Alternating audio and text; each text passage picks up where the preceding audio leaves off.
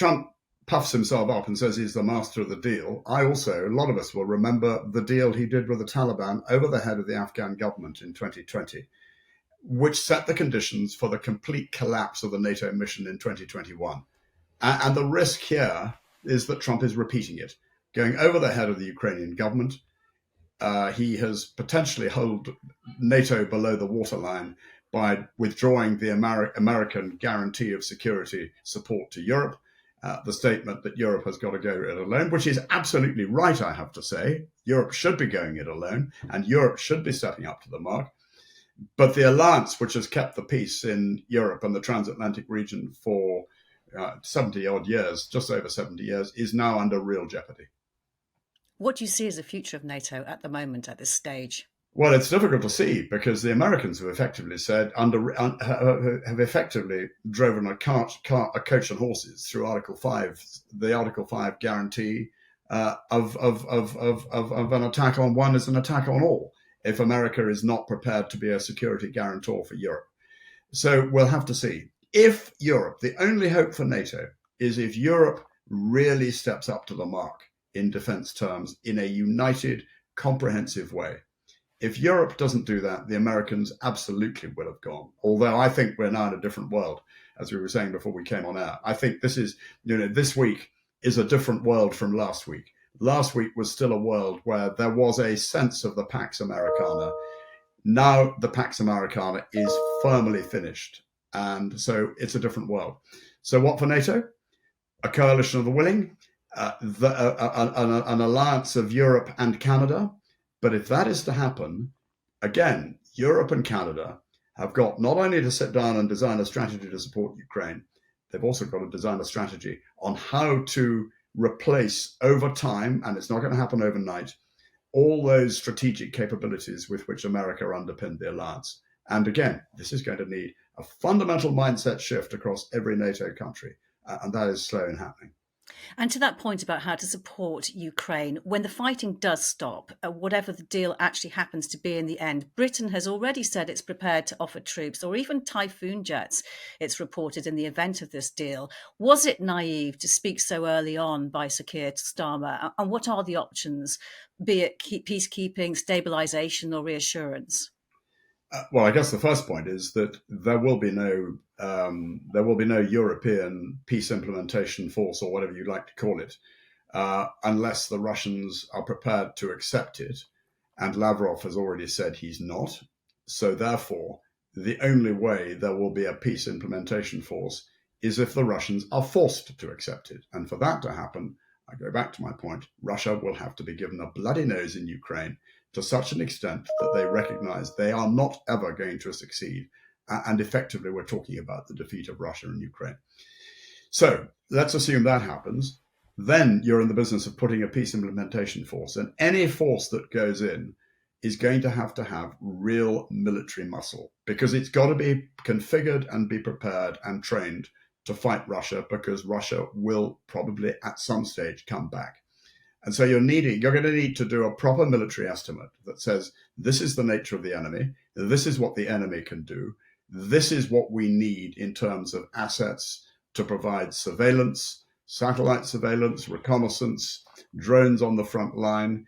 And we've got to cover 1,200 kilometers of Ukrainian territory. And then you come up with a series of tasks and allocate troops to tasks. You don't start from the premise, we've only got a few troops.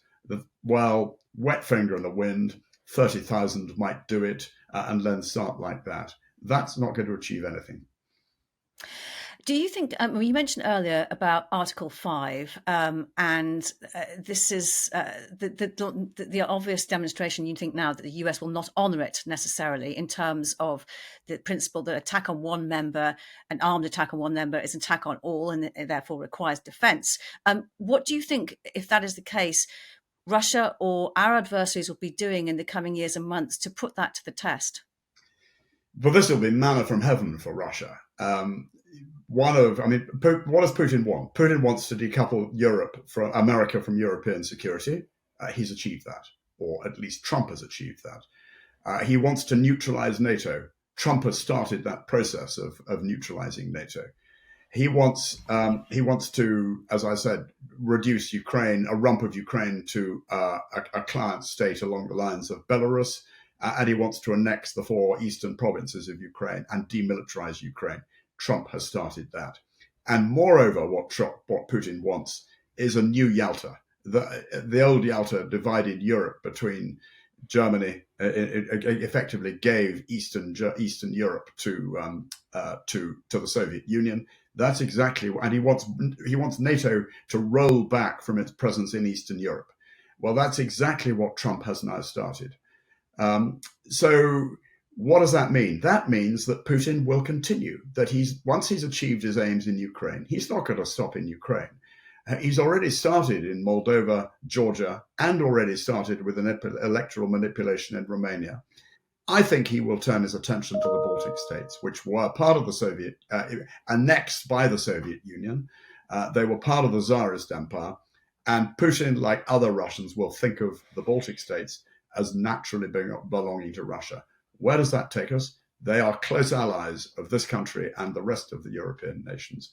And therefore, that means that we will almost certainly be in a state of war with Russia over that if they try to have a go at the Baltic states. So, do you subscribe to the theory that we will be at war with Russia within what period of time?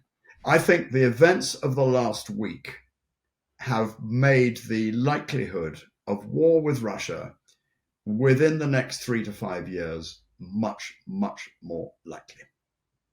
It's a terrifying thought. I just wanted to ask you. One caveat, if I may, Kate. Go on. Yes. Therefore, and the way to prevent that is strong defense, to spend money on defense, to be prepared for the worst case, because that is the only way we are going to deter Russia. I'm not sure you're going to get that commitment by Keir Starmer before he goes to Washington, but I suppose you've made a good bid there and you can hope.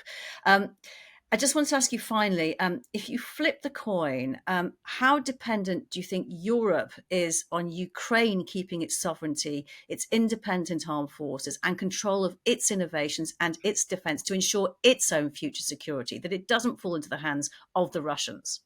Really, really important, because if Ukraine were to fall into the hands of the Russians as a client state, it would bring Russia, with all the capability that Ukraine has built in the last 3 years and the technical expertise, right up to the borders of the NATO alliance, and make it even more likely, as I said earlier, that prospect of war with Russia.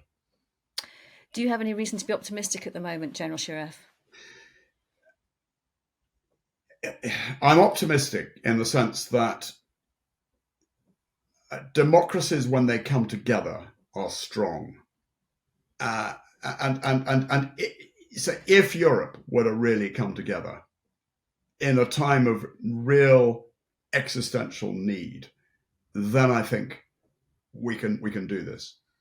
But my goodness me, it requires leadership and moral courage from our political leaders, and real determination and an education to every man and woman in this country and others of the gravity of the situation. And just one point on your 3%. I would, maybe it's a challenge, but we've got to keep talking about it. And I'm look at a couple of times leaders recently have resoundingly stated that this has got to go. This has got to be the way ahead, and that sacrifices will be needed to achieve it. It's not impossible at all. General Sir Richard Shirreff, it's been great speaking to you. Thank you so much. Thank you for having me, Kate. You've been watching Frontline for Times Radio with me, Kate Chabot. If you'd like to be the first to get exclusive content, you can sign up for membership with the link below. You can also listen to Times Radio for the latest news or read it on thetimes.com. My thanks to our producer today, Louis Sykes, and to you for watching. Bye for now.